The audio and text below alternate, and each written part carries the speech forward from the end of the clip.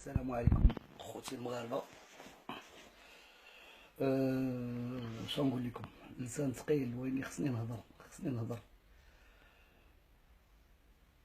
عارفش اش نقول. المهم الفيديو اللي خرج 80% فيه ولا ما مفبرك. ثاني حاجه الشعر كحل وهنا الشعر ابيض. لوطيل اللي جلست فيه كانوا معايا صحابي. ما عرفتش انا هادشي كله اللي شفتو ما عرفتوش فين وقع وامتى وقع وفاش. ما عرفتش. اللي كنقول للمغاربه كاملين وهو عندي وليدات، هما علاش انا دابا كنهضر. انا ما كيهمنيش النهار الاول بغيتوني كفنان مغني، الله يكثر خيركم. اليوم تكرهوني كاع، الله يكثر خيركم من حقكم. ويني وليداتي لا. وهادشي كله اللي خاصو يتحاسب عليه اللي صور كاع ويكون كاع هادشي يصوروا. شنو الهدف؟ الابتزاز.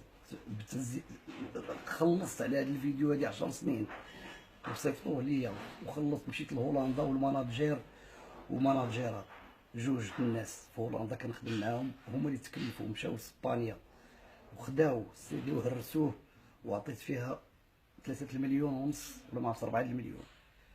داز حتى دابا عاوتاني وبدا وتجبد هادشي.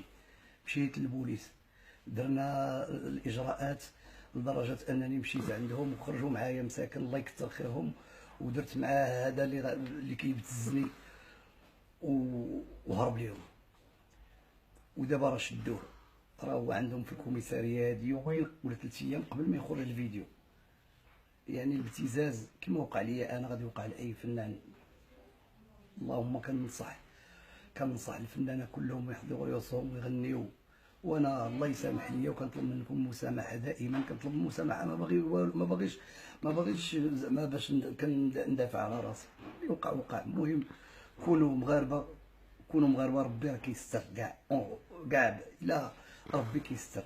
الله اللي خلقنا سترنا. الله هو الاول اللي كان عابر في هذا النار شاف وسترني.